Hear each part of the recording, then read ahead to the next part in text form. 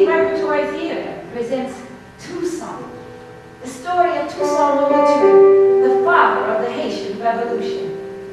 In 1789, the French colony of San Domingo supplied 2/3 of the overseas trade of that country and was the greatest individual market for the European slave trade. It was an integral part of the economic life of the age, the greatest colony in the world, the jewel possession of France, and the envy of every other imperialist nation. The whole structure rested on the labor of 500,000 slaves. In August 1791, after 2 years of the French Revolution and its repercussion in San Domingo, the slaves revolted. The struggle lasted for 12 years and ended in victory for the slaves against the richest and most powerful nation of the 18th century. It was the only successful slave revolution in human history, and it was the individual leadership of one man that was almost entirely responsible for this unique achievement. That man was Pierre Dominique Toussaint, surnamed Brega by his slave owner, and later called L'Ouverture, the opening. We tell the story of this great man through the voice of his wife, Suzanne, as she remembers the events of that great revolution that led to both she and Toussaint being made captives by Napoleon Bonaparte and sent to France, where she is being retained in exile, far away from Toussaint, who was imprisoned in Fort de Joux, high in the French mountains. It is January 1804.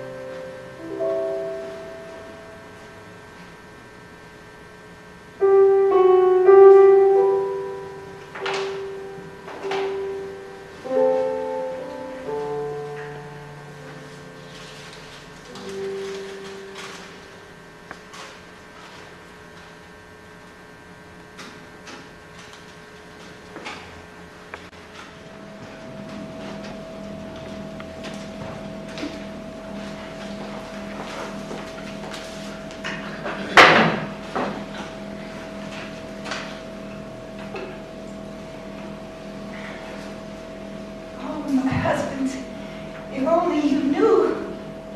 We have such good news.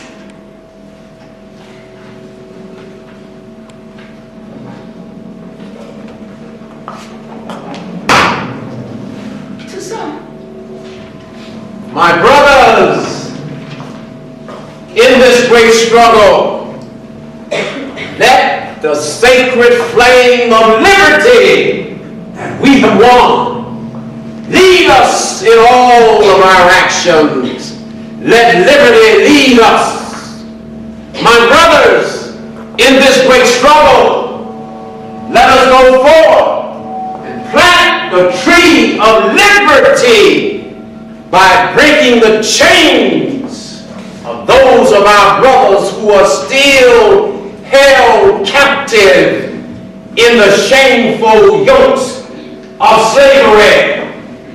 My brothers, in this struggle, let us unite the human species into a single brotherhood by overcoming the barriers that separate nations. My brothers, in the struggle, let us remember that we seek to give to men only the liberty that God has given to them, and that other men seek to take from them by transgressing God's immutable will.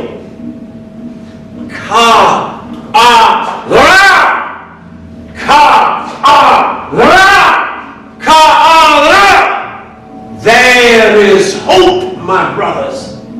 There is hope. We will win. We will win.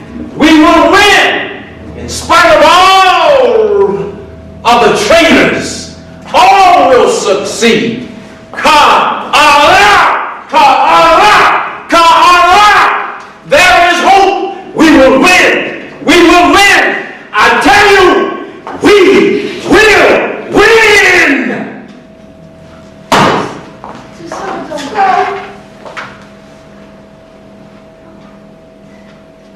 My husband, how is it I can hear and see you so clearly when you're not really here? Oh, where are you, my Toussaint? My Toussaint Louverture. Must be going out of my mind. No longer even writing in peace. I keep having these visions of you and the people and places and things from my life in San Domingo. They keep invading my space, making me forget that I'm in exile here in France, so far from our homeland.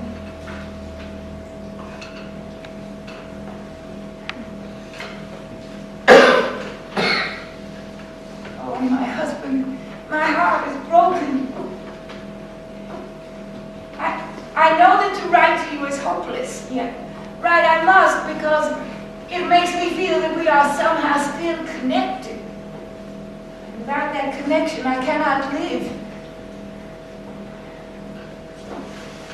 I have not received one letter from you. And I know that you write incessantly.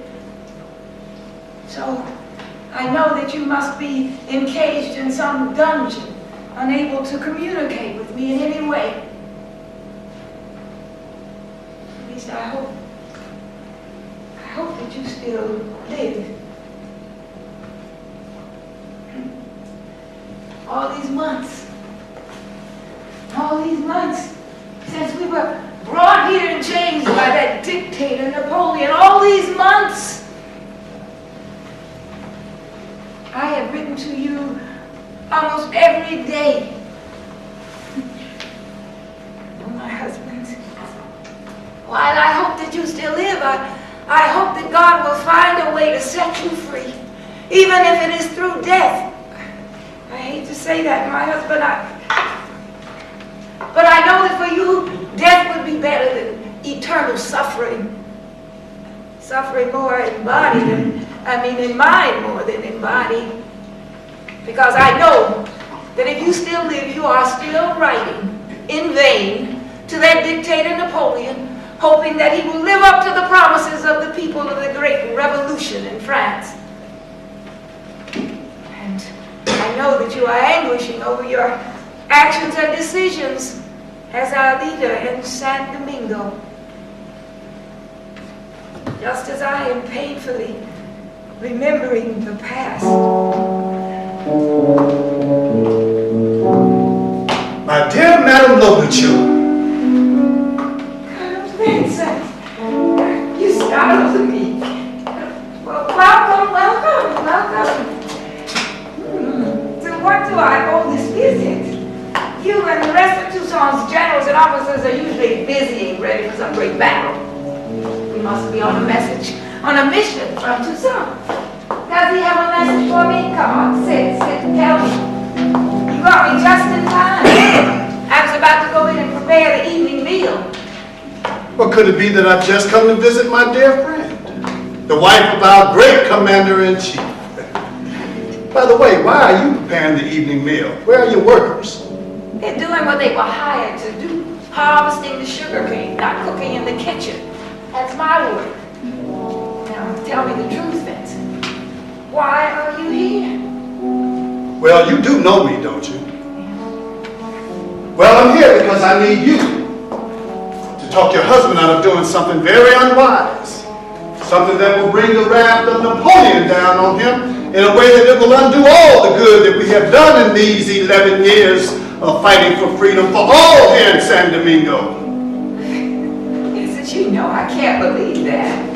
Not only that, he wants to send me back to France as a messenger from himself to Napoleon.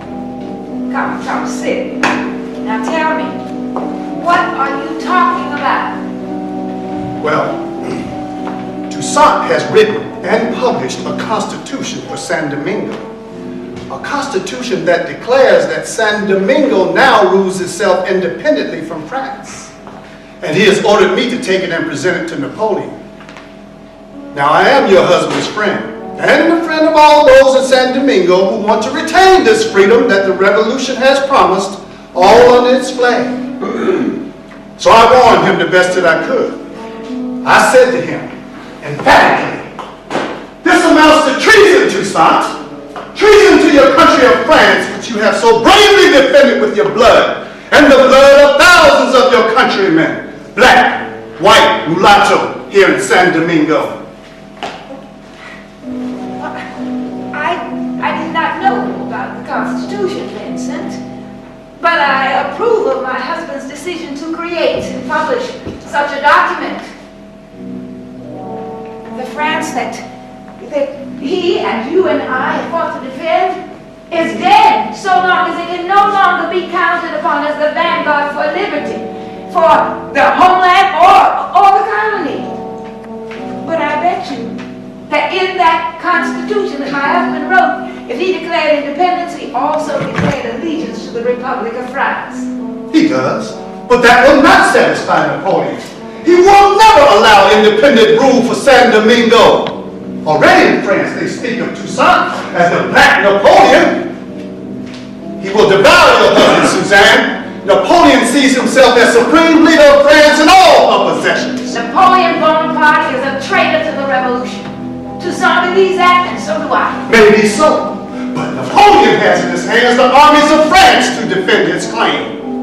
Toussaint has only some ignorant black ex-slaves, some color-struck mulattoes, even some ex-black slave owners who never cease their efforts to defend it, to devour each other. And vicious white landowners, for whom the holy dollar is their only God. But I told them that they will devour each other and they will devour you. They cannot stand, even with you as their leader, against the might of France, which I can guarantee will be descending upon us as soon as the word of this Constitution reaches the mainland. This is treason, Suzanne. Your husband is committing treason.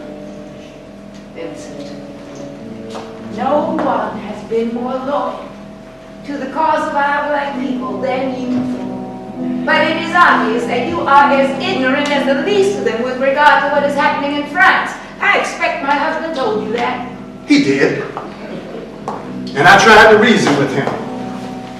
I told him, you can set up laws as commander-in-chief that will establish forever the liberty that you desire, as he has done in this Constitution. It's good that he has declared that there is to be no distinction among men other than that of virtues and talents. He has incorporated an article that preserves the rights for all landowners, except for those that have left for France. The structured outline for municipal governments is sound. It is good that the church is strictly subordinate to the state. But I told him, you have set yourself up as a desperate governor of the colony. You must nominate all administrators. Every department of government must report directly to you. You have censorship for all printed matter. The assembly is in the hands of yourself, who you have appointed governor for life with the power to name your successor. But you cannot take that right to govern the colony from France. What did he say to that? His answer was, I still need guidance from French administrators, and I need French capital to educate and develop the country. Then he went on to say, but there must be absolute local independence. I told him this will never happen. I called him a dreamer. You did what? I called him a dreamer, Suzanne. Dreamer? You call a dreamer one who has taken a horde of half-naked, tormented, ignorant slaves, armed at first only with knives in their bare hands and sticks, and turn it into an army that will fight without fear all who would enslave them? You call that man a dreamer? call a dreamer one who has brought all of it, all under control and all set all enslaved free in all of San Domingo, north, south, east, and west, Vincent. You call that man a dreamer? Suzanne, listen to me.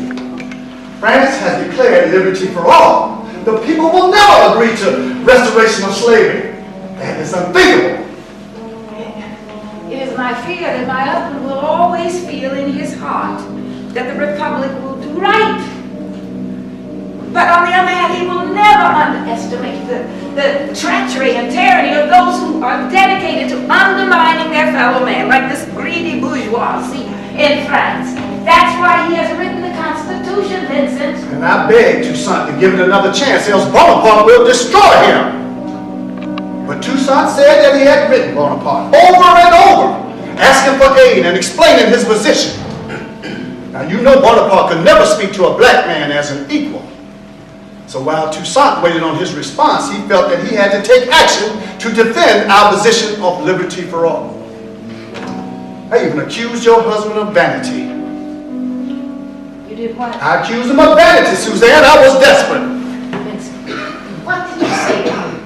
I want to see how you shaped your lips to make that accusation to my husband to his face. Well, I was as blunt as I could be.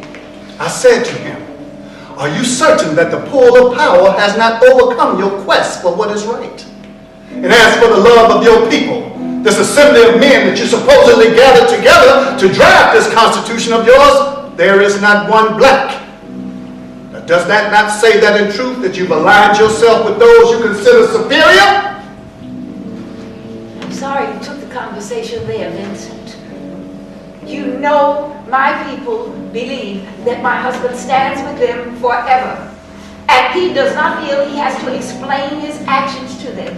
He feels that they understand him and his actions without question. I reminded him. His own two generals, Mosé, Christophe, condemned his actions. Then he went on to tell me that he had executed Mosé, one of his most dedicated generals, for condemning his actions and disobeying orders. I could not believe what I was hearing. I know about Mosé. Mosé was wrong. But Toussaint was fatally wrong for executing her. I know he will forever regret killing Mosé. But my husband cannot enforce his commands. He cannot command if he cannot enforce them. He believes that in this struggle for success, in this great movement, that he must, there's much he cannot reveal. He trusts in the belief of our people and his generals, black, white, and mulatto, most of whom have followed him thus far, including yourself. You must trust him, Vincent. I do. So, take his constitution to Napoleon. Perhaps he will understand and listen to one of his own rather than to this lowly servant, this lowly slave, who has usurped his mighty power in the colony of San Domingo. Go, Vincent, and do as my husband has ordered you to do.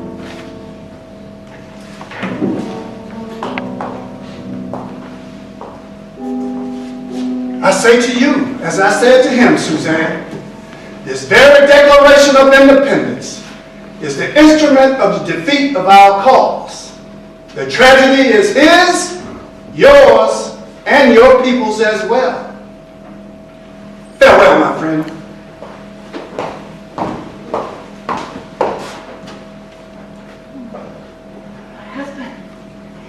Try not to let on to Vincent how much his visit troubled me.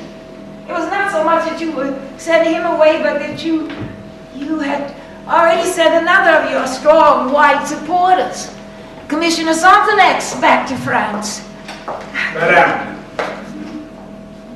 General Destiny, come in. Thank you, madame. I'm here at the orders of the commander to see if you and your family are safe and well. We are well, but worried. Sit here. Sit here at my husband's desk. He would be so pleased. Thank you, madam. I should be asking about how are you?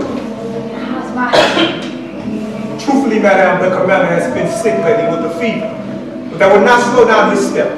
He wants you to know that he is treating himself with herbs and that he knows that he will be better soon. I wish he would come home just for a few days so that I could tend to him.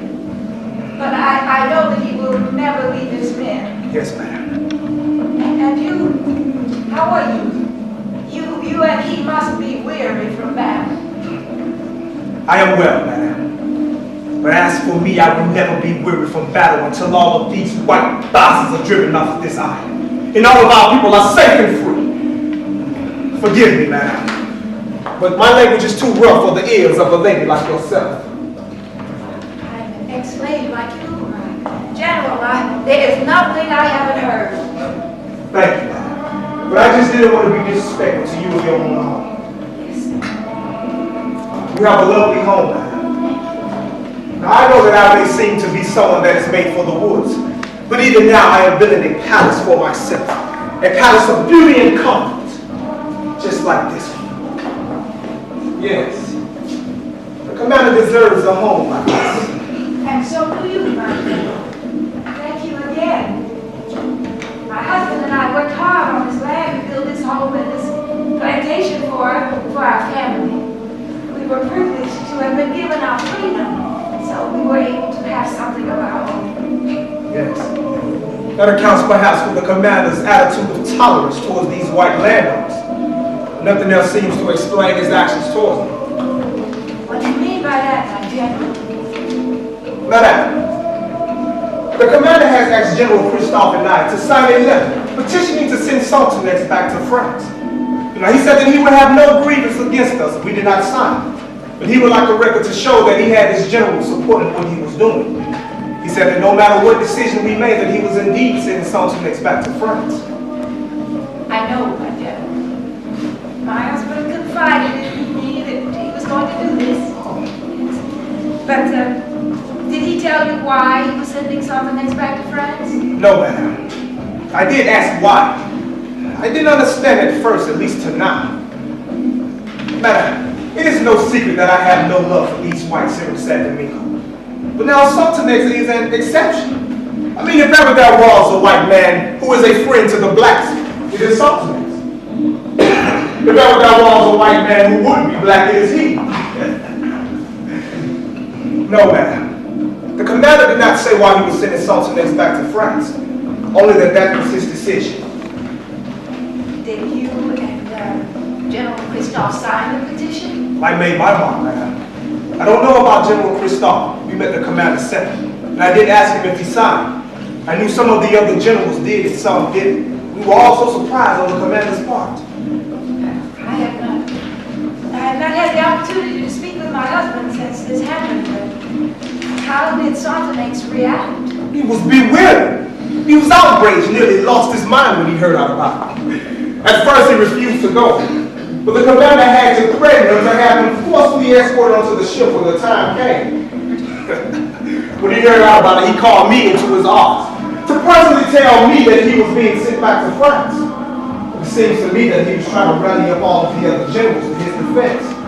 Oh, he went on and on talking about how could the commander just turn on him after he fought so badly for the freedom of all.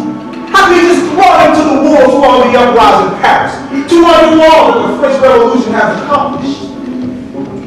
Quite frankly, madam, I can feel how Toussaint felt betrayed. I mean, after all, he was the first to declare that all the blacks in the colonies should be free.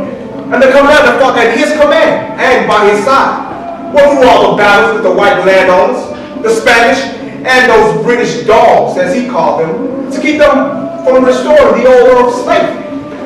Like I said, madam, Toussaint has been as much for the blacks as any white man could ever be. Now, I have to give him that. We all know, my gentlemen, Toussaint has been a friend to the blacks. He's even sent blacks to France to study, so that all would be educated in the colonies. My sons Isaac and Felicity are among them. But my general, we must understand that even though these white landowners deserve our hatred, Toussaint Toussaint does not do all that he does because he loves black people. He does what he does, much of it, out of hatred for the wrongs done to him and other white Frenchmen by the greedy bourgeoisie and those leaders of France that made the revolution necessary. These white landowners represent those people to him. So we must be careful. And what Toussaint does not do more to satisfy his need for revenge than it does to satisfy our need for freedom. Yes. But that so-called secret plan where he plans to massacre all the whites here in San Domingo. You know about that? Of course, madam. I mean, whites cannot keep a secret from blacks here in San Domingo.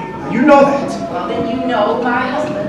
And you know he would not allow that, and that's why he's sending Toussaint back to France. Yes, madam.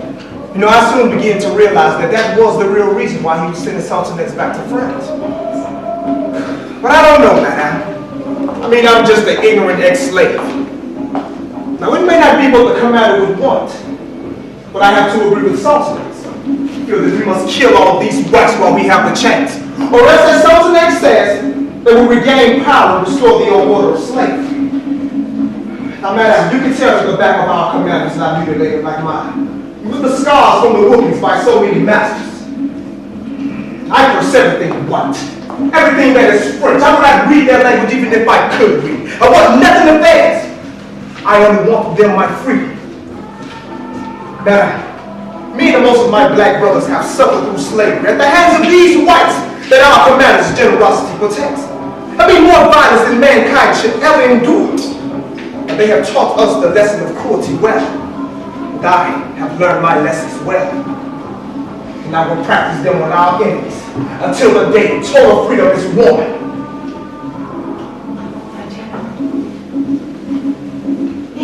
Neither I nor my husband have suffered cruelties that at the hands of these slave masters like you and our people have suffered so many of them. But your commander, my husband, believes that if we follow what Toussaint suggests, that we will lose the possible support of our allies in Paris. They will crush us. You know that we black people led by my husband have been the main defense against these English who want to take over the colony of San Domingo. If our allies crush us, they will take over. And San Domingo will be a slave colony of Great Britain. All will be lost. Besides, my husband is looking out for the future. If and when we do fully attain our freedom, he wants to maintain our assets. He feels we have a need for the culture and the knowledge of the privileged whites.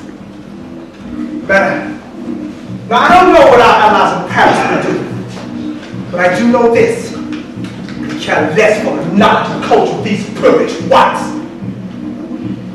Madam, please understand me. Now, I obey my commander, but his way is not my way. But what turned me off from sympathizing with Toussaint was that he revealed to me his true nature by saying that he feels that the commander has become intoxicated with the aroma of leadership and that he wants to rule all of San Domingo for himself. Oh, we know that's not true. My husband is true to the Republic to a fault. He went on and on to say about how he feels the commander has lost his mind. What did you say to that? I said to him, I think not. If ever a man was saying it is he. I will remain loyal to Toussaint. The commissioner thought he had me, madam. He said, see what loyalty got me? It's sending me back to France. But I reminded him that the commander and I share a bond that is deeper than he and the commander could ever share. The bond of slaves once freed, who vowed to never go back into bondage. What did he say? You said that. Yes, that was my last word. I said, no, Commissioner. I have two last words for you. Bon voyage. Commissioner Toussaint may be a friend to the blacks, but he is still a white man. None of them can comprehend a black who thinks like Toussaint. I must take my leave now, madam. Do you have a message from the commander? Only that we love him and we pray for his safety. I will tell him, madam. And thank you for your loyalty. To victory, madam.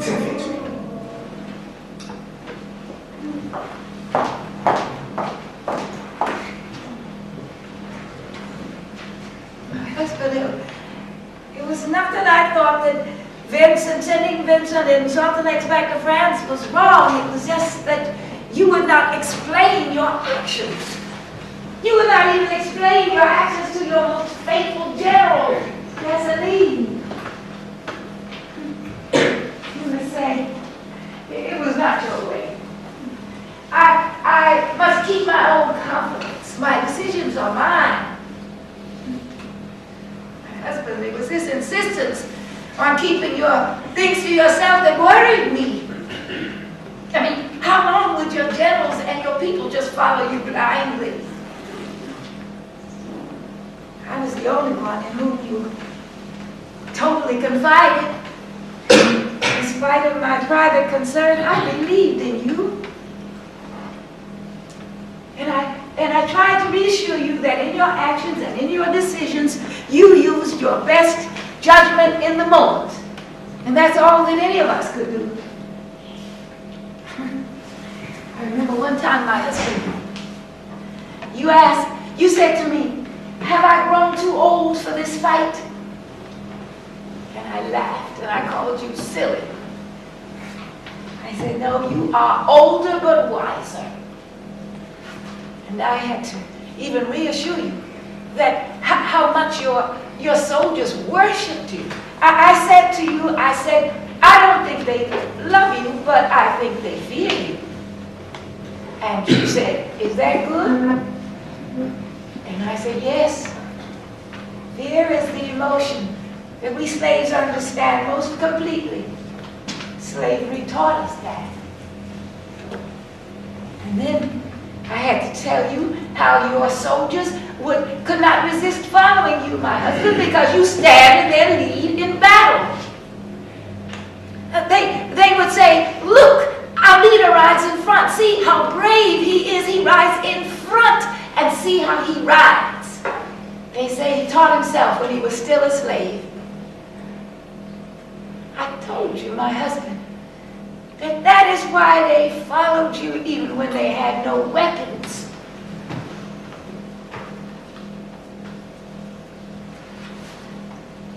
In my heart, I believed everything that I told you. I meant everything that I told you. But in my heart, I felt that terrible trouble loomed ahead. I did not know, was it my intuition or were the spirits of my ancestors speaking to me? I had to know, had to know.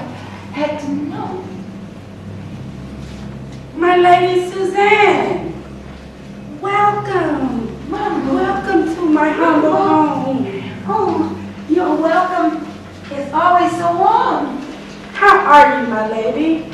I'm well, Mama. And you? I am well also. It's so good. Let me place a stool for you by the table. Let me help you, Mama. No. You are too kind to your humble servant. After all, you are the wife of our great governor.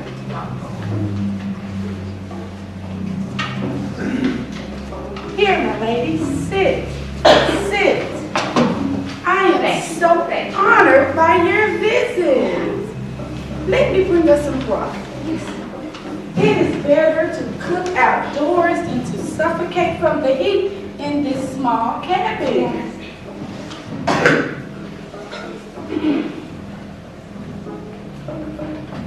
My lady, I hear there's a great celebration going on over the new Constitution. Does it really make us free from the tyrants? I've only heard about the Constitution secondhand, my mother. And I know that while our people are celebrating, there are many whites who greatly oppose it. And as to does it make us free? If my husband's words can make us free, we would have been free a long time ago. No, but it's only a proclamation, a declaration of the new freedom. But, Mama, I am so worried. I'm worried that my husband's generals and our people will not understand what he's trying to do with this new Constitution. And I'm worried that they will not understand why he has sent 2 of our strongest white supporters back to France. And I'm worried that they will not understand these laws of strict discipline that he's imposed on our people. Hold on, my lady. All that is too much to deal with at once. Can we first just deal with the broth? Yes. Your broth will make me whole. That's why I come. You know, Mumbo, it is only the food prepared by you and me and a few of the black laborers that my husband and I can partake of these days. We for fear poisoning. Our enemies are everywhere. Fear not, my lady. My broth will always be safe for you and my governor. But first, let us call upon Bondi and the Ewai to bless what we consume. Almighty Bondi, our one and only God, and all you spirits of the universe, look upon the worthy wife of our governor and me, your humble servants. Bless us, protect us, and help us in this world of sin. Nourish our bodies for your bounty. God be God.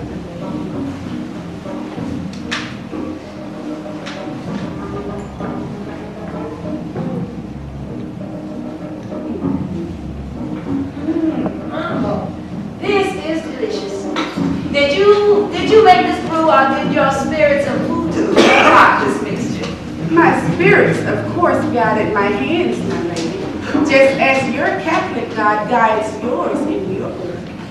I am afraid that the Catholic God and the God of voodoo together are charting our course here in San Domingo. Oh, they are, my lady, they are, from the beginning. If it were not for our practice of voodoo, the uprising would never have begun. Voodoo and the leadership of the great high priest Buckman. Ah, yes, but I can see him now as we gather in the forest on the side of the mountain that night of the great revolt. Voodoo was how we raised our spirits. We walked miles to sing, dance, and practice our sacred rites. And when we did, we planned for our moment to break free. You see, I was there when we met that final time. The whites had heard rumors of an uprising, but they hated us too much to believe we could carry out such a plan. And it's still their greatest weakness, Well, we sang our songs, and then the great Buckman sucked the blood of a stuck pig, raised his arms, and prayed. The God who created the sun, which gives us light, who rouses the waves and rules the storms, though hidden in the clouds, he watches us. He sees all that the white man does. The God of the white man inspires him with crime. But our God orders us to do good work. Our God, who is good to us, orders us to revenge our wrongs. He will direct our arms and aid us. And then we went out, 12,000 strong. Half was women. We destroyed with a vengeance. The revolution had begun. We destroyed everyone. Women, men, children, everything that they own except ourselves, their slaves. Generations of rape, torture, and inhumane treatment ingrained in our very souls that are alone. Who could blame us? Who could blame us? Who could blame us? What can you mumble? No one could blame you. Still, you were more humane than your masters. Yes, my lady, yes. But extremely with revenge, as we the oppressed are, our cruelty could never surpass that of the oppression.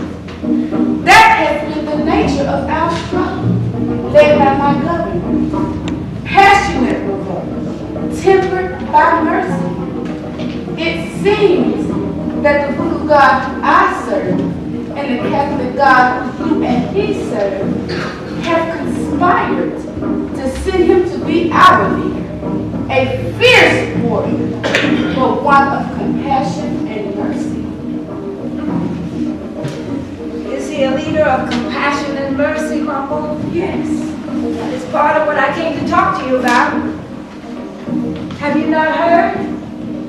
He killed his own nephew, Toussaint, because he would not support, he supported a revolt of black, what he called forced plantation labor. He was opposed to these returning white landowners. Because my husband would not rise to, Toussaint could not rise to my husband's new level of severity, he closed his heart. I wonder, Mumble, is this the man that I married? The father of my children? Your husband is a great man, but he is human too. Perhaps that is what he has forgotten. When you forget your humanity, you lose your humanity. We must remind him of his beginnings. Make him think from whence he came. He will regain his true self. He was destined to become our leader of this great revolution. I know that's what he says, and that's what the spirits have assured me is true. You say you know he was destined to be the leader of the revolution. What else do you know about my husband, wise Mumble? I know that he's the son of an African prince who was captured and brought to San Domingo as a slave. He was later purchased by the masters of the Repertory plantation, who saw that he was special. So they gave him some privileges, some slaves to cultivate some land. He married a fellow slave, embraced the Catholic God, had 5 sons, your husband being the oldest. Now, did your voodoo God give you this information, Mumble? No, my lady. My voodoo people gave me this information. Their great mind travels faster than any inspiration from our God. Well, what else have they told you about my husband? They say he was never sent to work the cane fields, that he was allowed to tend flock, and later he made coachman, and then steward of all livestock, a position usually only given to the whites. And then, after 10 years, he married a free black. And in time, he and your children were given their freedom also. It makes me sad to even think about my children, Mumble. We sent Isaac and Blissey to Paris to study, but Napoleon will not let them return to us. Don't worry, my lady. My spirits have assured me that too will be resolved. I'm afraid that is so. But back to the story.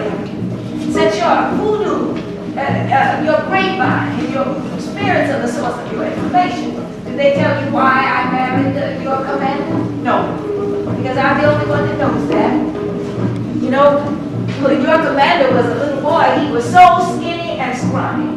They called him Frontus Baton, which means a confused stick, And he had to struggle so hard to develop his body. And then after that, he struggled to develop his skill as a horseman. But he was so devoted to everything he did and committed to everything he did, you couldn't help but love him.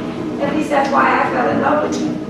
And after pretending that I wasn't too interested, I decided to marry him, or I agreed to marry him. Well, my lady, isn't that how we do it? Play hurry up and catch me when I'm really catching you. Well, I knew a smart man, that's all. And my husband was not only a skilled horseman, but he was skilled in the use of herbs and plants. He still is. And he treats some of his own soldiers. He learned that from his father, who of course learned it in Africa. But the little French and Latin geometry that my husband knows, he he learned from his godfather, Pierre Baptiste, an old ex-slave who learned it from a missionary. So you see, my lady, our gods placed him in a position of privilege, so he could profit from the system he would be fighting. He has been greatly blessed.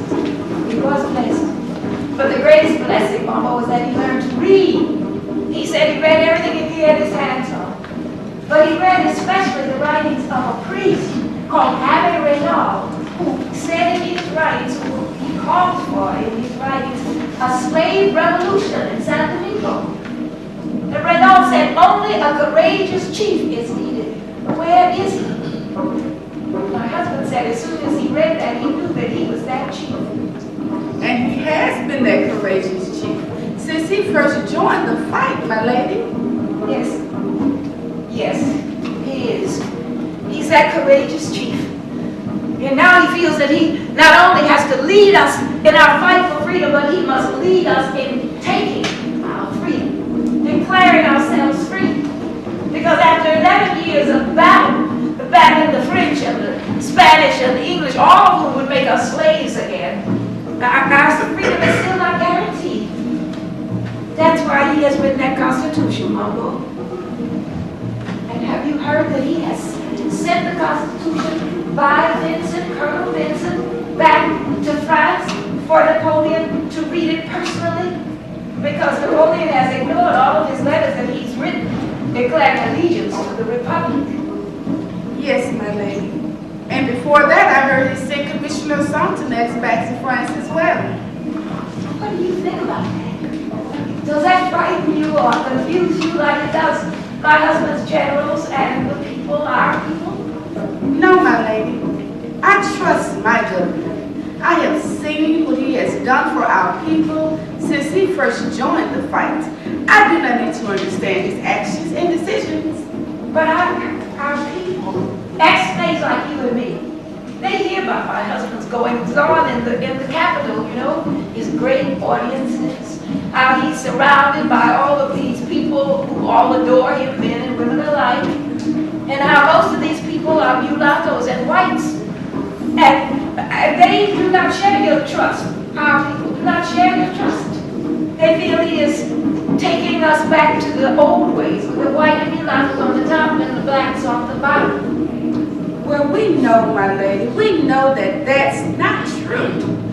All of my governor's generals and his chief officers in his army are black. But our black people are laborers. We must work. But this time, we will work for wages, fair wages. And the land we cultivate will feed us all, enrich our lives here in San Domingo. But that's what they don't understand, Mama. That's what my husband has got to explain to them, else I fear that he will lose their trust. Your husband is a wise man, my lady. He will eventually explain to them that they do not have to fear the whites here in San Domingo as much as the whites in France. Those are the ones who can put us back into slavery. Well, I hear in France they're already calling him the Black Napoleon. You see, that's the real danger there, my lady. Prejudice and jealousy. That's the real danger. Well, then, Mumbo, my husband has some strange ideas. You know, I chastise Vincent greatly for calling him a dreamer. Where, my lady, there's dreams, then there's understanding of one's destiny.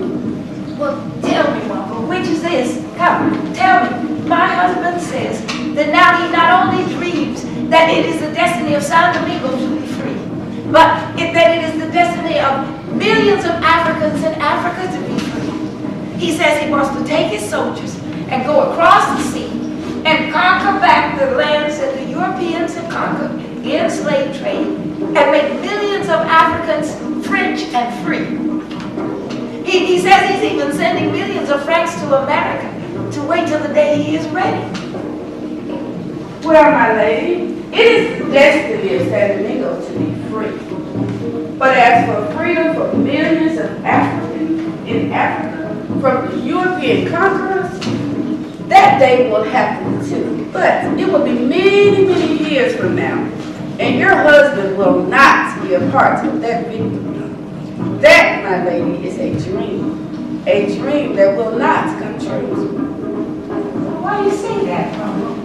Well, why do you say that? My spirits, my lady, my spirits have spoken. Well, what do your spirits say? What are you saying? I cannot say, my lady, only that their words in part make me shake with grief. Wait, Mama, do they say that my husband will not be able to make millions of Africans in Africa free? Is that what they say? Answer me, Mama. I must know what the future holds for us. Well, my lady, if you must know, not only do they say that the enemy will come in great numbers from our motherland, France, to take back San Domingo and re-enslave our people. They say that before the battle is over, the soldiers of Napoleon's army will put my governor in chains. Take him, you, and your whole family across the sea to be imprisoned in the land you look to for liberty. Oh, in chains? How is it? You just said that my husband's actions and decisions were wise and justified and right, and you knew your spirits had told you that he would be captured? I can say those things because his decisions and actions are justified. But the French will put him down, my lady. And the masses and the generals will not know how to respond because of his past actions and decisions. But there will be victory for our cause here in San Domingo. But what about us? But what about me and my husband and my family? How can that be victory? I gotta tell my husband because we cannot be captured. He knows, my lady. He knows it is in his destiny to be betrayed. But he also believes it is the destiny of San Domingo to be free. This cannot happen, Mama. This destiny to be taken must not befall us. They will kill my husband if this happens. The spirits must be mistaken. No, my lady. Well, then you must have misunderstood. No, my lady. Well, then the spirits lie. They lie. The spirits lie.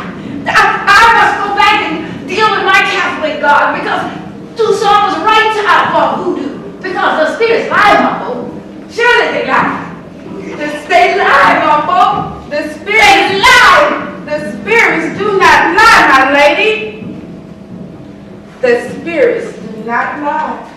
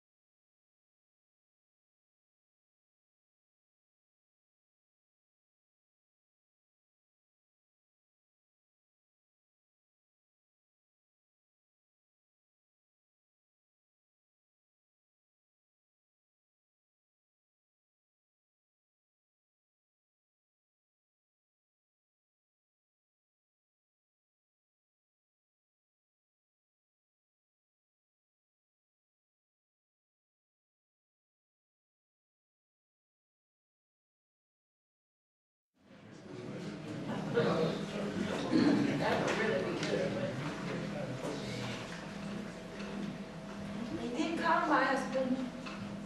The spirits did not die. Suzanne, yes, they have come. Just as Mumbo, Colonel Vincent, and the spirits predicted. I saw the ships off the harbor carried by the great Navy of France. Thousands who had come.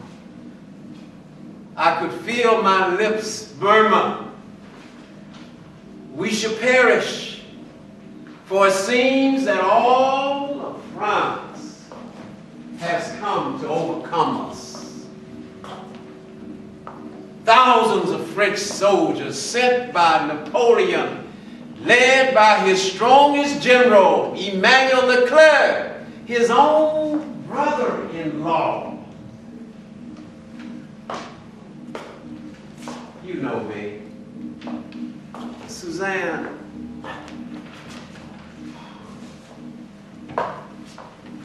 You know me.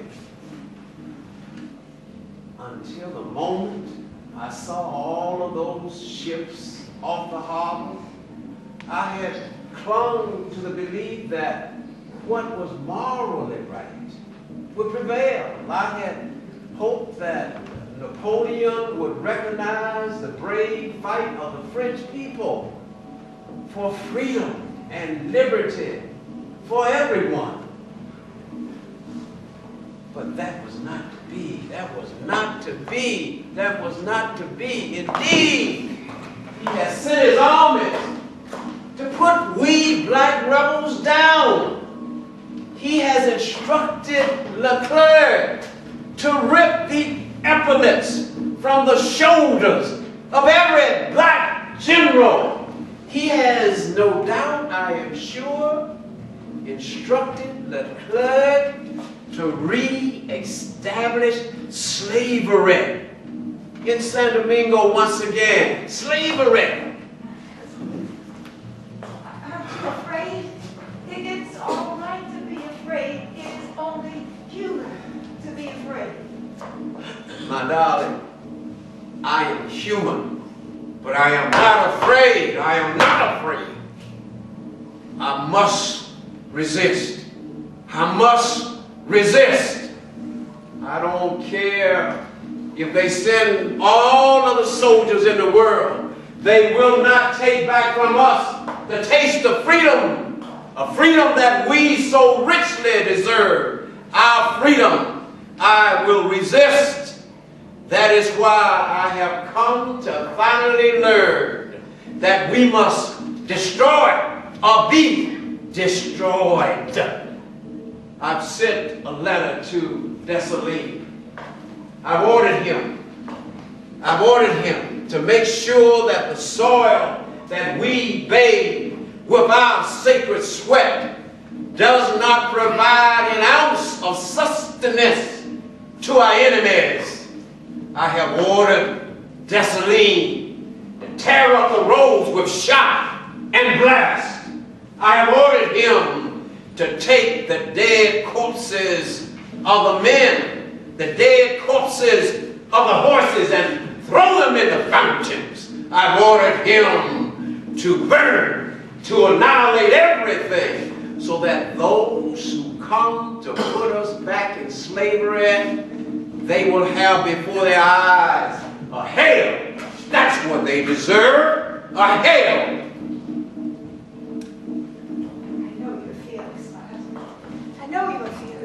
You've always been fearless, but I'm so afraid for you. Mambo says that it is your destiny to be captured. Mambo,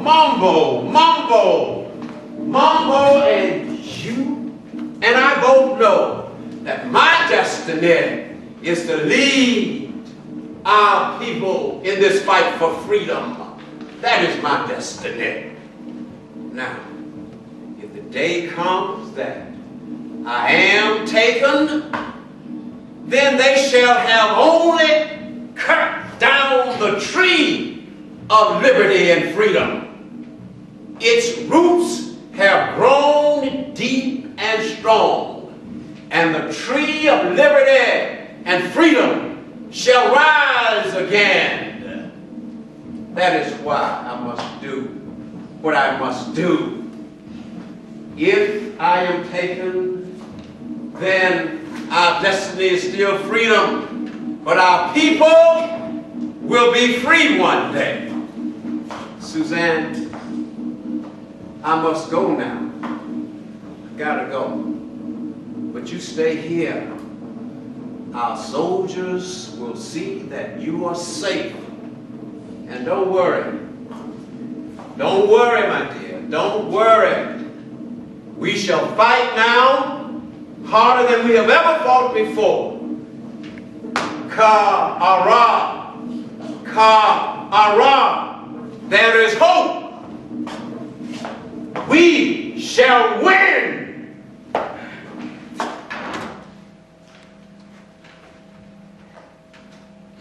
was still so afraid, my husband. Mambo's predictions had come true, at least the first of them. Spirits had not lied. I could not help but think about the rest of her predictions. I mean, would your generals and all of our people listen to your new orders to destroy in order not to be destroyed? Would we be captured and put in chains? Madame. Destiny, what is it? My husband, is he all right? Yes, madam. The commander is safe and well. Forgive me, I didn't mean to frighten you. Yes, Dyann, I'm sorry. My general, I understand my heart is always in my throat. I'm so worried for my husband's safety. Yes, madam. I worry for the safety of us all. Yes, madam. Please have a seat. Now, the commander is well. He has ordered me to stop by and check on you on my way to give orders to General Christophe. And you have seen him since Napoleon's army has come. Yes, madam. And I assume you received his letter. The letter in which he told you must destroy everything in order not to be destroyed. No, madam. I didn't receive a letter with those orders. But when I heard that Port Republican was taken, the fire in my belly was lit. And with the torch I got to kneel down before the French and I burned it to the ground.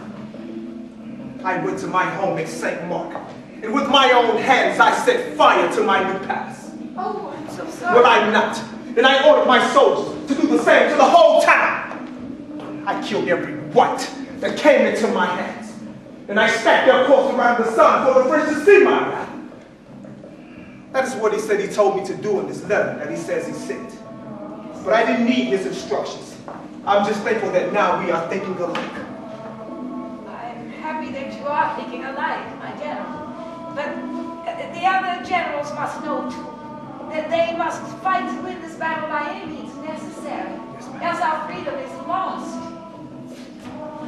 My husband shared with me that General Christophe nearly surrendered his city, Le Cap, to Leclerc, because he thought my husband would not approve of him destroying the city rather than letting the French occupy it.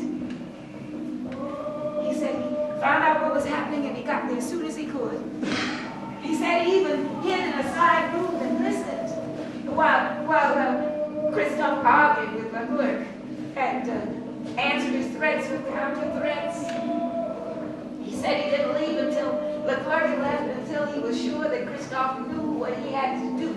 Yes, ma'am. I know all about what happened. You know, the next day, General Christophe ordered his people to evacuate the town. A good thing because Leclerc decided to come on in anyway. But as soon as the first of his men stepped foot on shore, General Christophe ordered his people to burn the whole town. And all the people ran to the hills. Now, Leclerc still used Le Cap as his headquarters. But that property, madam, I mean, that property that was worth 100 million francs was nothing but ash. Think what a victory that would have been for Leclerc if he had captured Le Cap intact. But the people too, my general, the people too have to know what they are to do. Now they to go against these white landowners that my husband has ordered them to go back and work for. I mean, they know what he did to Marseille for doing the same thing. Besides, Leclerc is telling the people that it is not the intention of the Republic to reinstate slavery. And he's also telling them that my husband has gone too far, declaring himself supreme ruler. And with all the restrictions that my husband has imposed on the people for their own good, they're apt to believe Leclerc. Madame, now, the commander is showing people by his actions where we stand now. I mean, I know that he is too modest to tell you how he fought at the ravine Aquila. But he defeated Leclerc's great general Rochambeau, even though that devil declares the victory. The victory was the commander's. I mean, he had only 600 men and few auxiliaries and led them to the attack. You know, they say Rochambeau is still running. They say before the battle, he gave his men a speech with the fury. They say, rival mine. He said, you are going to fight against men who have neither faith, law, nor religion. But they promise you liberty. They attend your servitude. But why have so many ships traverse the oceans, if not again to throw you into chains? But he said in effect that for 10 years we have made a land of slavery into a beautiful land of liberty. We cannot let the foe snatch this out of our hands. You know, that speech is part of why they fought so ferociously. I mean, they saw him and they heard him calling them into battle. The commander understands now that. He understands now that we must sacrifice most of what we have built with our labor and our blood and sweat to maintain the freedom that we have tasted. I am just thankful that he is in that place now. Well, we must pray that he remains in that place, my general. As you know, I know him better than anyone else. And I know that deep in his heart, he still believes that the Republic will do right. And I believe that Napoleon sees that weakness. And I believe that Napoleon believes that that weakness will lead to his undoing. You know perhaps about this plot that Napoleon has tried to implement using our sons? Yes, ma'am, I have heard. You know, he is as clever and unscrupulous as they say. Personally, I think he's a dog in one of these emperor's clothing. A real force to be reckoned with. I don't think he thinks he's an emperor already. And I don't think he thinks he's a dog. I think he thinks he's a two-legged fox. Then you know about that plot. He has sent my sons finally, Isaac and Percy, back from their studies. But he sent them accompanied by a tutor who presented a letter to my husband from Napoleon, guaranteeing freedom for all slaves, and asking my husband if he would assist Leclerc in ruling the colony. Anybody with any sense could sense the threat in that letter if my husband refused. You know, Madame, I would have shot that bastard messenger of evil on the spot. Once, my general, I agree with your violent nature. I would have shot him too. But instead, my husband sent a letter to Leclerc, offering proposing a mutual ceasefire. We knew that Leclerc would refuse, but he gave him the option. So Leclerc wrote back saying that if he would only come and discuss it, all would be well. That he would make him first lieutenant. But if he did not, in 4 days answer Leclerc, he would be declared an outlaw. Now they say your sons pleaded with the commander to see Leclerc, madam.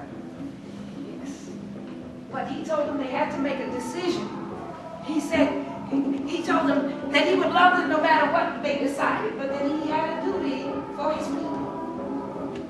Placide said he wanted to fight for his father, so my husband gave him a battalion of his soldiers and sent him into battle. Isaac said he wanted to go back to France, but I made him stay.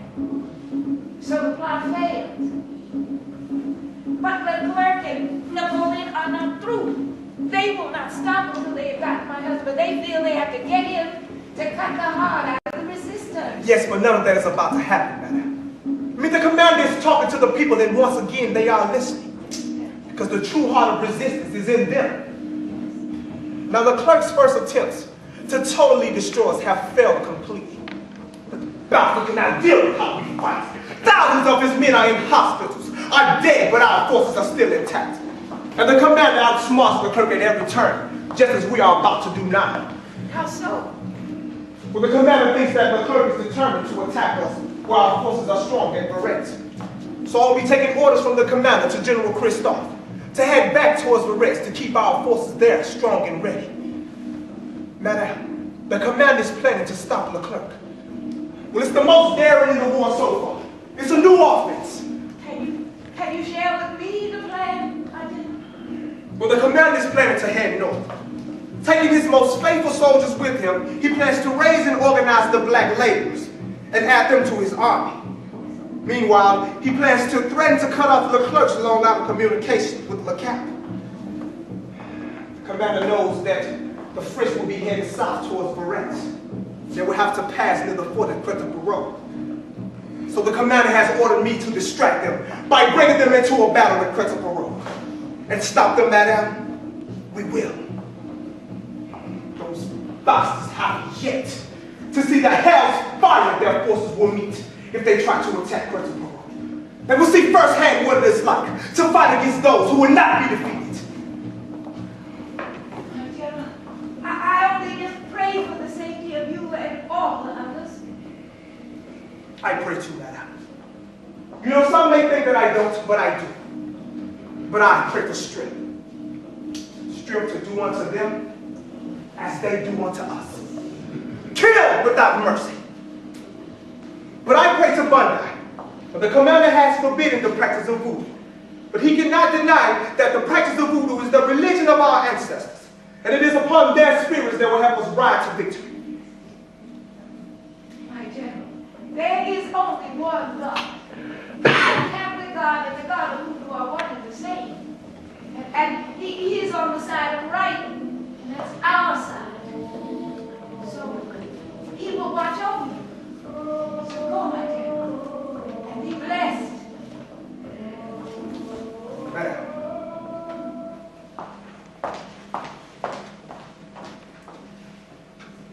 Yes, and he was truly blessed. And he was truly brave. I never tired my husband of listening to Mambo tell how bravely he fought and led the battle at Repertory. Ah, yes. Jocelyn took charge of the battle of Repertory with a fire and zeal that raged more fiercely than the whole French army. His men say he distracted the French who were coming to attack our forces at Barrette. They say he led them on a false chase toward the fortress. And when he reached the ditch surrounding the fortress, they say he jumped in and ordered his men to do the same. And then they made it safely inside the fortress to join the forces already there. That left the chasing French wide open to gunfire coming from the fort. And Dessalines and his men were ready for it. Fire! Fire! Fire, men! Fire! That's one of the bastards who escaped. You see, they're taking the bait, idiots. You see, they retreat. Just for now, those bastards will be back. Well done, comrades. Well done. Take courage, brothers. Take courage. For you have killed more than 400 of the French bastards, and I saw 2 of their generals fall. Just see their bodies spread out before you. Call us ignorant black wretches if they will. Yeah, but they've seen how we can fight. Besides, the advantage is ours. We've got God and the weather on our side, have we not? Courage, brothers. Take courage. These people will not remain long in San Domingo. If they escape our bullets, the rain and the heat will get them. Yes, they will do well at first, but soon, they're going to fall ill and die like flies. Courage, brothers. Take courage. These are the few pass to our numbers once we all unite and fight. But we will beat them and harass them and burn their houses and return to the mountains. If I surrender to them 100 times, I'll fool them 100 times. These French are few compared to our numbers, and they will leave. And I will make you independent. Do you hear? Independent! Not just free, independent! No more France! No more France! That is what it truly means to be free! But now we must hold this fort to the end. See with me this torch and this gunpowder? When the French step their foot in here, I'll blow everything. And you must be willing to do the same, because we are not afraid to die. There is no life without freedom. This fort must be held at all costs. Halt! New gunfire! Come from the outpost! Attention! Salvage from the outpost! Retreat to the fort! To the walls! To the walls! They jump into the ditch, cover them. The stupid French are going to chase them like they chased us. You see, it ain't fake grounds. Come on, man. Fire! Mow down those French bastards. Strike them back. Fire! Fire! Halt! The retreat! Men for liberty! After them! Those bastards will not find safety in retreat this time. You do the back wall, down to the front, throw those plates on the kitchen, follow those cowards. The rest of you, fire! And hold fast, and we'll be back. A couple minutes I laid down the sidewalk. I must get help from our neighbors nearby. We need more men. But you must promise me, you must never surrender. You must hold this fort and fight! Fight! And oh, how they fought! They were singing the Ka-Ah-Ra! Ka-Ah-Ra! Some women were in the fort too. That made me proud. They were fighting just as fiercely as the men. The French army had never seen anything like how our people fought. We raised a red flag to each of the four corners of the fortress as a sign we would not surrender. Outside, Toussaint and his laboring recruits were wearing down the French soldiers and murdering every white in sight. But still, the French wouldn't be outdone. They killed hundreds of black prisoners at a time. They advanced on the fort and surrounded it with 12,000 soldiers. But still, the blacks in the countryside, led by Toussaint, and the blacks in the fortress, inspired by his word, fought on without fear, singing the Ka-Ah-Ra, Ka-Ah-Ra. There is hope! There is hope! Ka-Ah-Ra! Ka-Ah-Ra! There is hope!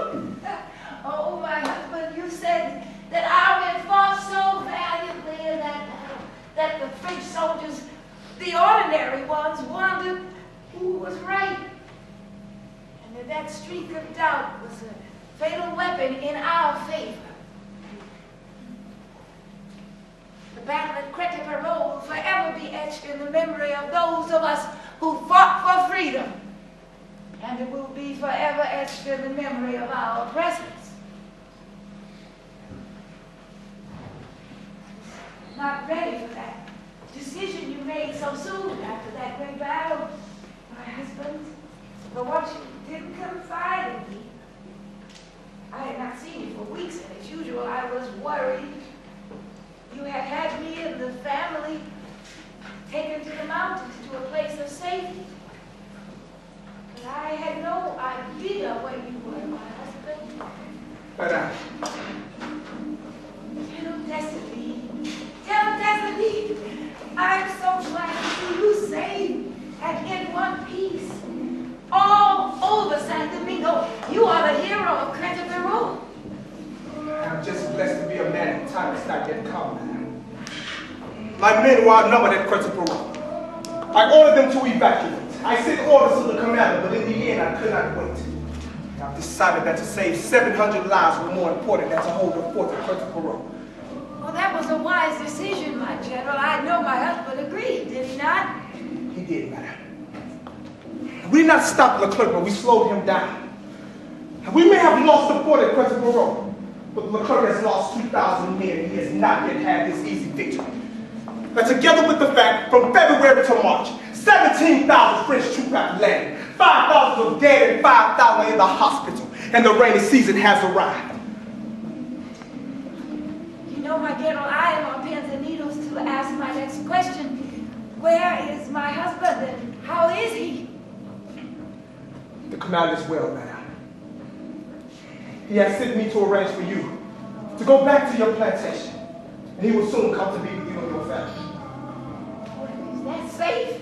I mean, and what do you mean he'll soon be with us? Madam, please have a seat. Allow me to explain.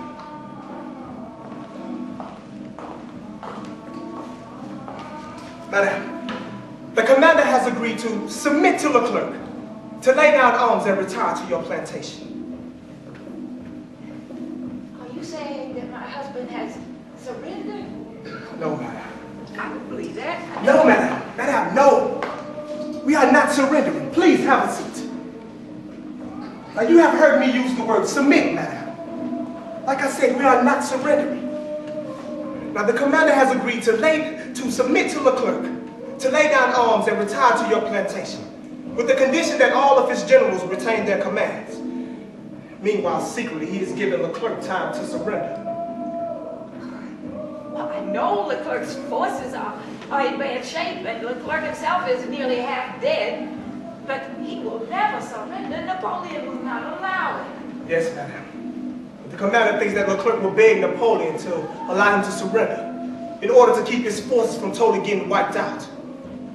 Leclerc is scared half to death by the thousands of blacks who are encouraged by the persuasion of the commander. I mean, they are swarming out from the countryside to join with us and fight in ways that only we know how. I mean, you know, madam, appearing and disappearing so suddenly, jumping huge stones on the French as they pass below, rolling huge stones down the mountain to crush their bodies, blockading the path with thorny bushes. Even the mulattoes are ready to come on our side and fight. Now that they have seen that the French will not find favor in them either. In spite of all these desertions, there still remain 5 or 6 leaders and generals like myself who will remain loyal to Toussaint Lodge. We are ready to fight these French to the death, and so am I. Toussaint. Madame Toussaint still feels that we could win all of San Domingo without destroying all of it. I mean, like we said when we spoke before, deep down he still feels that France will do right. My husband has not changed, but Napoleon has not changed either. He will never give in to a black man. Yes. The commander thinks that Napoleon will soon come to see that we ex-slaves, who he so despised, are determined to not go back into bondage, and that we are indeed defeating the great General Leclerc. So the commander has written a letter to Napoleon, pledging his allegiance to France, but asking for another general to take command of the colony, one who would seek to not reinstate slavery. Well, he knows Napoleon has ordered Leclerc to do just that. Yes, but the commander believes that Napoleon will accept his declaration of allegiance to the Republic, and use that as an excuse to withdraw what's left of Leclerc's forces, rather than face the humiliation of inevitable defeats by we ex-slaves. The commander felt that perhaps his only mistake was that he did not share his strategy with General Christophe, who you may not have known has gone over and joined Leclerc with his army. I did not know. I mean, did he do that before or after he had learned that my husband had submitted? That rascal went before. He explained, believe it or not. He felt that the commander was indirectly responsible for him joining Leclerc's army. Well, how could that be? General Leclerc asked to speak with Christophe. So the commander gave him orders to go and see what Leclerc had to say. So Leclerc tried to get Christophe to seize the commander, but he rejected and told the commander about it. Then later on, Leclerc asked to speak with Christophe once again. He assured him that if only he would join his army, that he would retain all of his generals in their commands. And that was enough for him to desert our cause? Seems that way, madame. You know, I'm not surprised. He has often said that he did not feel that he should fight for a cause that he did not think that we could win. Besides, Christophe likes comfort. He has often said that he is tired of living in the woods like a bandit. Well, I just hope that General Leclerc give him a lifestyle that suits his needs. I'm sorry to hear about General Christophe. He was a fine general. My husband trusted him. Yes, madam. I wonder, how do you feel about all of this, my general? You are a warrior to the core. How does all this diplomatic strategy sit with you? I am loyal to the commander, madam. I am his most faithful general. But I don't agree with his strategy. Although I have agreed to go along with this submit. Because I knew that if I would not have agreed, that would not change the commander's plan. And I could not be out there fighting against him. Like I said, madam, I don't agree with the commander's strategy. Forgive me, madam, but quite frankly, I think that the commander's strategy has rendered himself a dead man walking. Let's not say that, my general. Leclerc and Napoleon are too afraid of the commander's power and influence that he has over the people in San Domingo, madam. I mean, to simply allow him to retire in peace? No, his strategy is lost on them, and they will find a way to take it. If they take my husband,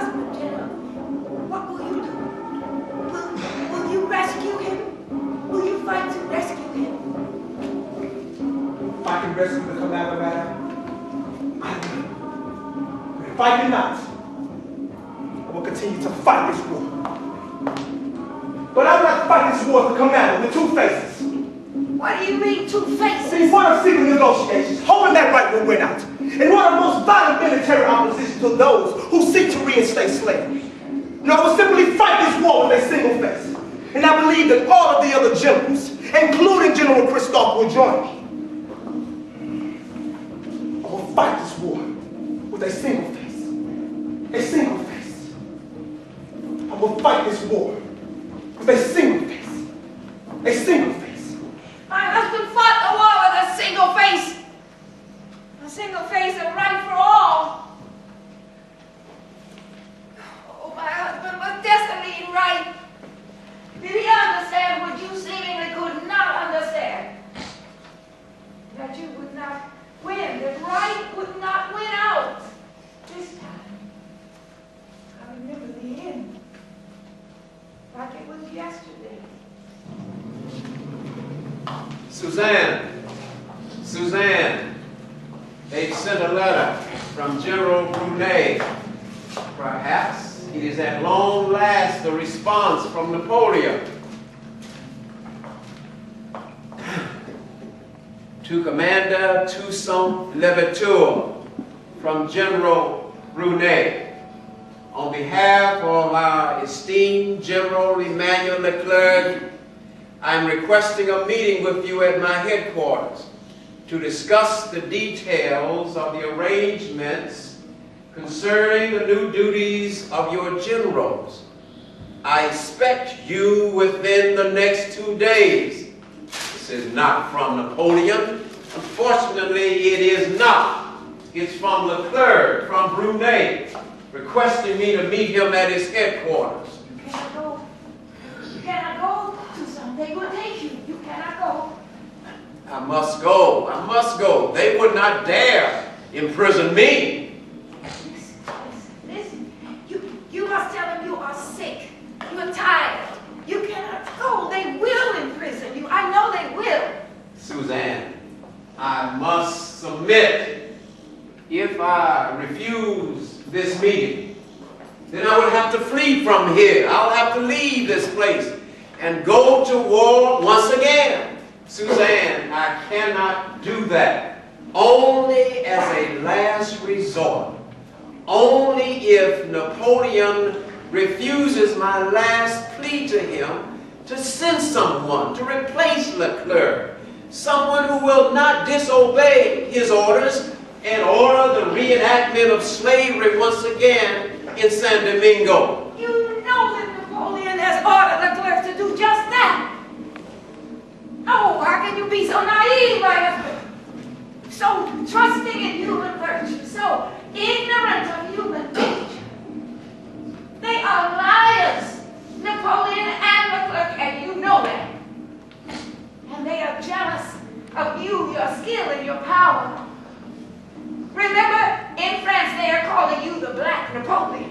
That alone stamps the signature on your death warrant. Listen, I have kept and obeyed my part of the agreement completely.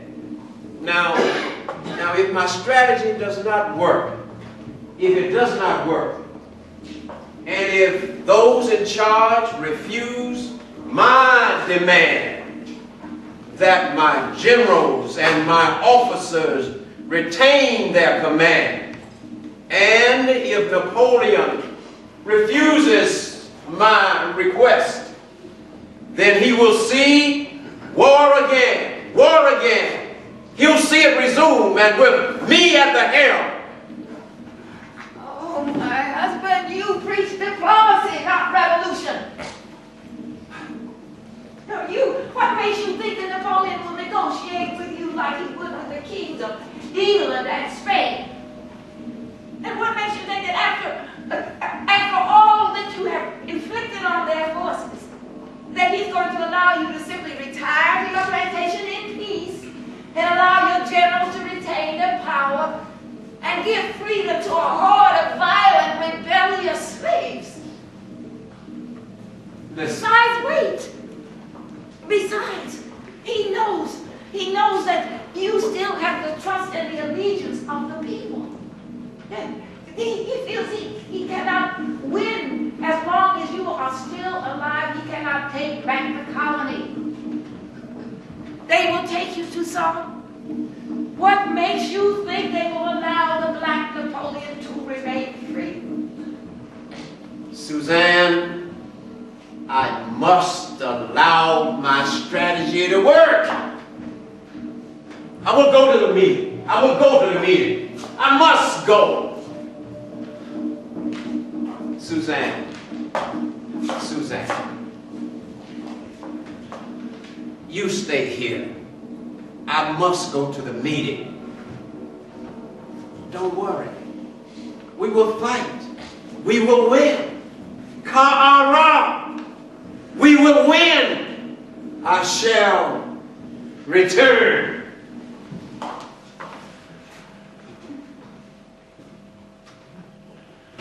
You did not return. They took you just as I feared that they would. And just as Margot and Dessalines and the spirits and everybody had said that they would. And they bound you like a common criminal. And they brought me and our whole family here in exile in France. And they got you in some dungeon somewhere. Oh, my husband, I got to quit reliving this nightmare. I have to keep hope alive that you are still alive.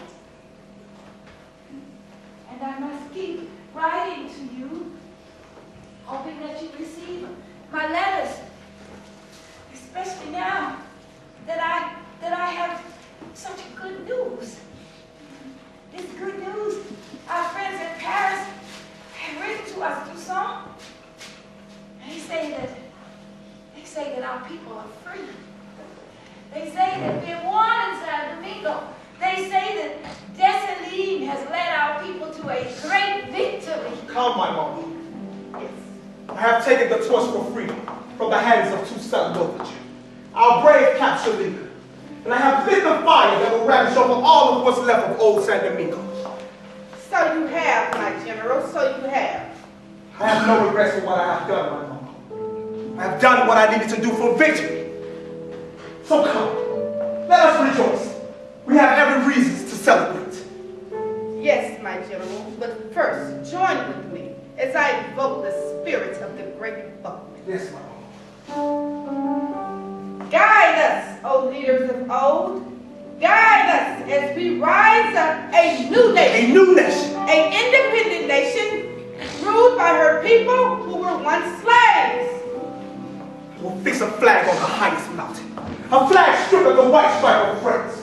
Farewell, France, forever. Farewell, San Domingo. For we are a free black people. Free. In a free land. Free. With a new name. Yes. And a new leader. I stand tall on the shoulders of Toussaint, father of the revolution. As Jean-Jacques Dessalines, emperor of Haiti. Come on. Yes, they say it was a painful but a wonderful victory. A wonderful victory, but painful. Suzanne, there can be no victory without pain. Brave Dessalines did what he had to do. Our destiny for freedom was finally won under his hand. But the nationhood that he proclaimed was won by the glory and the honor of all of our people. Fierce warriors, freedom fighters, fighting against the mighty nation of France, and won the only successful slave revolution in human history. The tree of liberty and freedom has arisen again, and its roots are strong, and it shall survive. For out of a colony of slaves,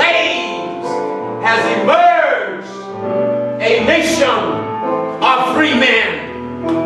We are a free black people in a free land. A free land with a new name, Haiti. Yes, we are a Free black people in a free land with a new name, Haiti. Farewell, France, forever! Long live the nation of Haiti. Farewell, France, forever. Long live the nation of Haiti. We have won, Suzanne. Just as I said we would. We have won. Farewell, France, forever. Long live the nation of Haiti. Oh, my husband, I know wherever you are, you know that we are one. You know our people are free. Farewell, France, forever! Long live the nation of Haiti.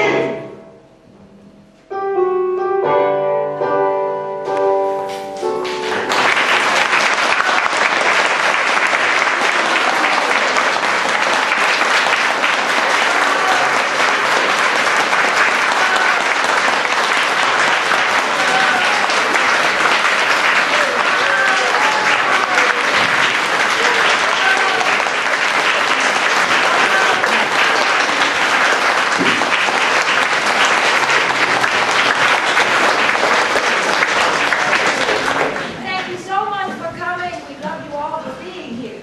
And we just wanted to take a few moments right afterwards to give you a chance to ask any questions.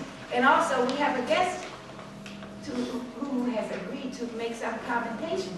But her name is Marie Lyles, and this is a special day for her. Stand up, Marie, because this is your birthday.